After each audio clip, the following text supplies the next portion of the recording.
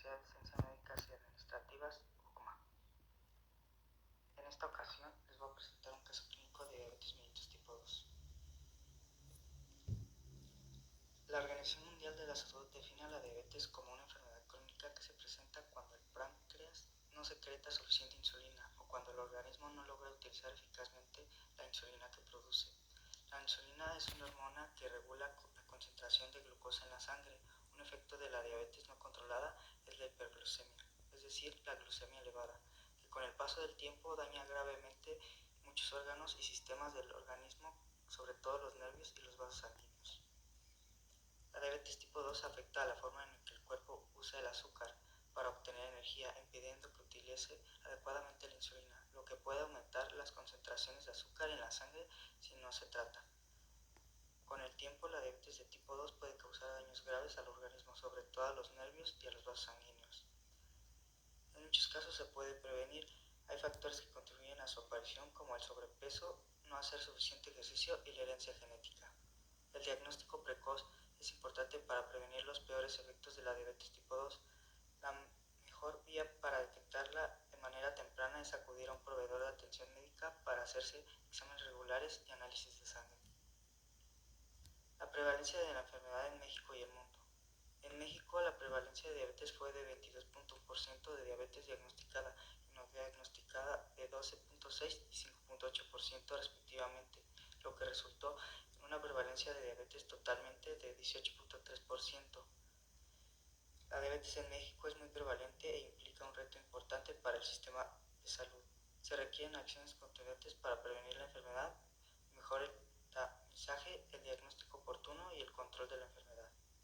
En el mundo, según la FID, por sus siglas en inglés, atrás de la diabetes, en el 2021 el 10.5% de la población adulta entre 20 a 79 años de edad tiene diabetes y casi la mitad desconoce que la padece. Más del 90% de los diabéticos padecen diabetes de tipo 2, que se debe a factores socioeconómicos, demográficos, medioambientales y genéticos.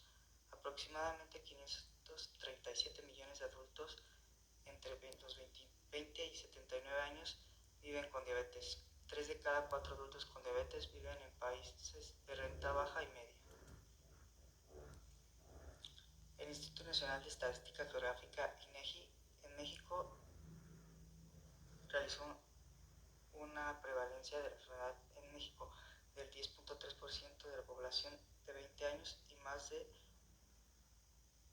8 millones reportaron contar con un diagnóstico médico previo de diabetes mellitus. Cabe destacar el incremento del diagnóstico de la enfermedad conforme aumenta la edad de las personas.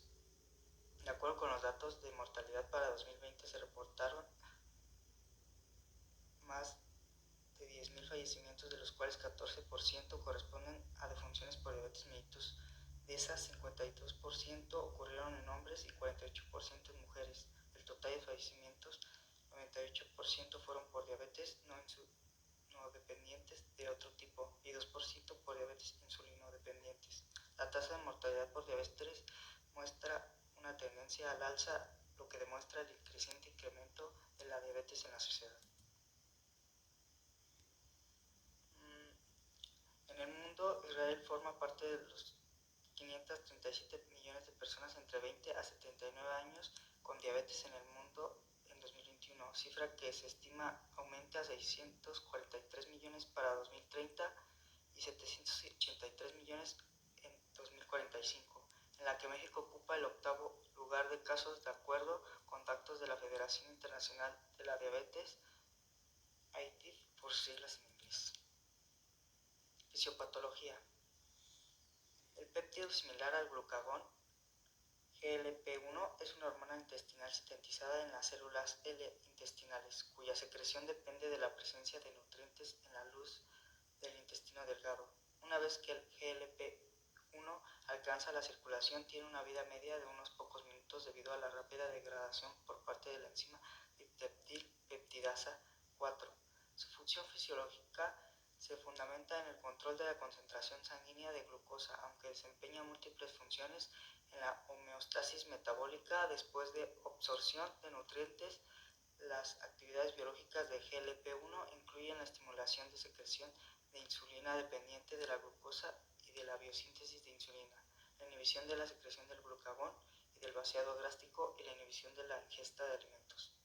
El hallazgo de que el GLP-1 reduce los niveles plasmáticos de glucosa en pacientes con diabetes mellitus, junto con otros datos que sugieren que el GLP-1 puede restaurar la sensibilidad de la célula beta a secretagogos exógenos, sugiere aumentar la señalización de GLP-1 y es una estrategia útil para el tratamiento de pacientes con diabetes mellitus tipo 2. El hallazgo de GLP-1 reduce los niveles plasmáticos de glucosa en pacientes con diabetes mellitus. Junto con otros datos se sugiere que el GLP-1 puede restaurar la sensibilidad de células beta, secretagogos y exógenos, sugiere que aumentar la señalización de GLP-1 es una estrategia útil para el tratamiento de pacientes con diabetes mellitus tipo 2. Los métodos de diagnóstico.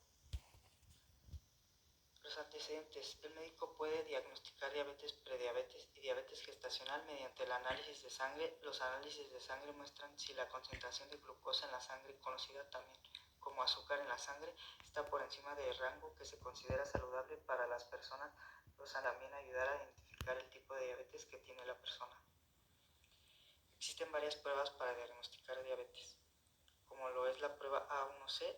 Es un análisis de sangre que muestra las concentraciones promedio de glucosa en la sangre durante los últimos 3 meses.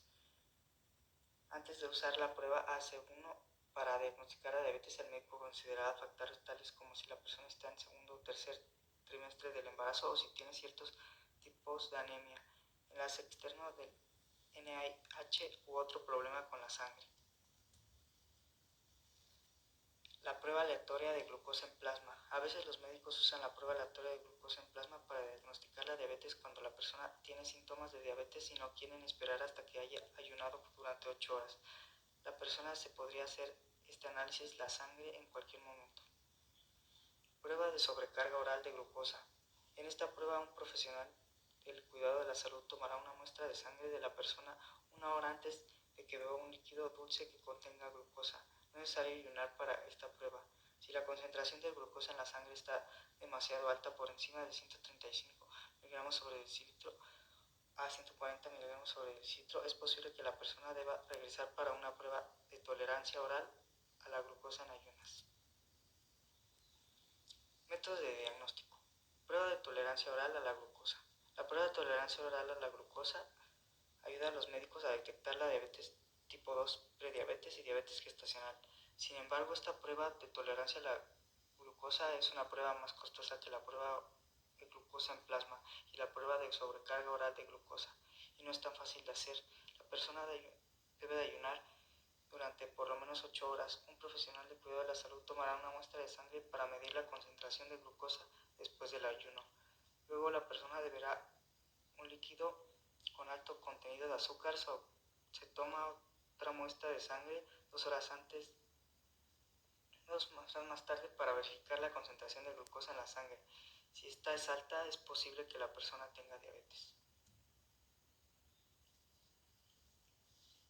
Se presenta paciente femenino de 54 años de edad diagnosticado con diabetes mellitus tipo 2. Manifestaciones clínicas. El paciente llega a presentar poluria, polidipsia, polifagia, pérdida de peso inexplicada, visión borrosa, infecciones recurrentes. Manifestaciones bucales. Halitosis, serostomía, candidiasis bucal, enfermedad periodontal, aumento del riesgo de infecciones, retraso en la cicatrización de heridas, alteraciones del sabor, aumento del nivel de glucosa en saliva, lesiones de la mucosa oral como el quemplano. Tratamiento. El tratamiento de la diabetes mellitus tipo 2 abarca intervenciones tanto no farmacológicas como farmacológicas. Tratamiento no farmacológico consiste en una dieta y ejercicio. El tratamiento farmacológico.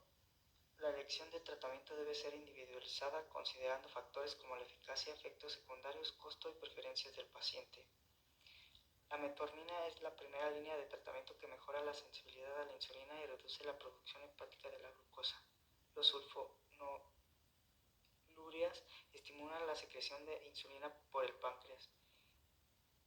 inhibidores de la DPP-4 prolongan la acción de las incretinas.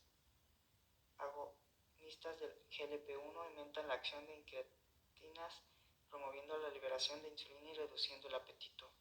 Los inhibidores del CGLT2 reducen la absorción de glucosa en los riñones, facilitando su eliminación por la orina. Por último, insulina indicada cuando otros tratamientos no logran un control adecuado de la glucemia. Consideraciones. En un paciente diabético es importante tener consideraciones como la historia clínica detallada, coordinación con el médico tratante, vigilar el nivel de glucosa en todo momento, de preferencia citar por las mañanas al paciente.